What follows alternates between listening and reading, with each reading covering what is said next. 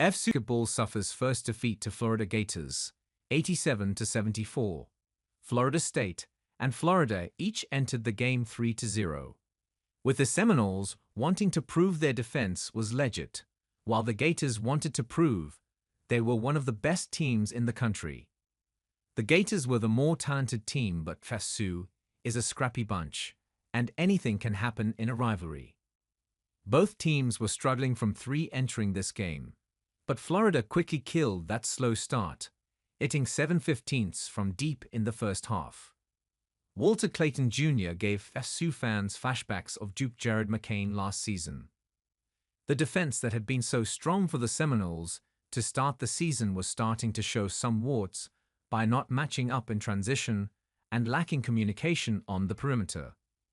They were forcing turnovers at a high rate, but when Florida was putting up a shot, it was usually going in.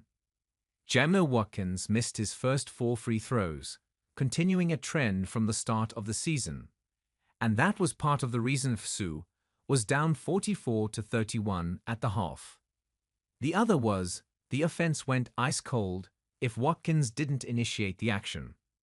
After starting the game 2 seconds from 3, the Seminoles made just one of their next 7 attempts from deep, while it felt like the Gators couldn't miss.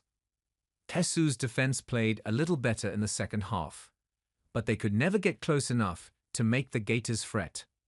They had a chance to cut the lead to 5 or 6, with about 12 minutes to go with some good looks, but they missed and Florida extended the lead right back to double digits. And that's how the rest of the second half went. Florida State would pull it down to 8 or 9, and UF would push it right back up to 12 or 13. That was until the final 4 minutes of the game. FSU finally got over that 8-point lead hump by cutting it down to 6 with a Jamel Watkins layup. Then Daquan Davis hit a layup on the ensuing possession to cut the lead down to 4 with 2:21 to play, the closest the game had been since the first half. Florida would make 2 free throws, and Malik Ewin would miss a tip-in to keep the lead at 6. Elijah Martin banked in a 3 after the shot clock expired. But Teddy Valentine is a blind official. And then Walter Clayton Jr. hit another 3 to extend the lead to 12. And that would be all she wrote.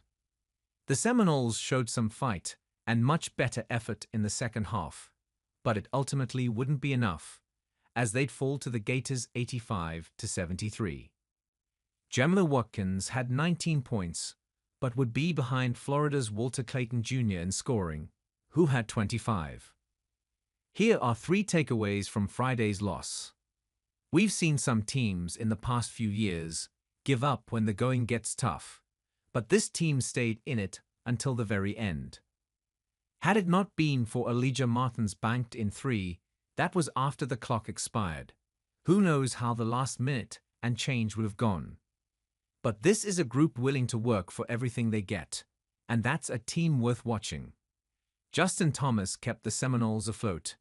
Jamel Watkins was mostly Jamel Watkins, and Daquan Davis showed flashes of what he could be as a college point guard.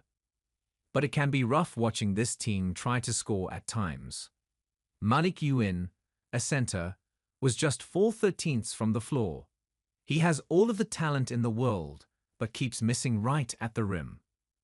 Coach Hamilton and his staff will have to find ways to make the offense easier for this group. Todd Golden said he would be worried if his team turned it over more than 12 times in this game.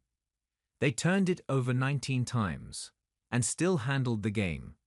Florida State has to figure out some of their communication issues because they'll be able to force turnovers with the best of them.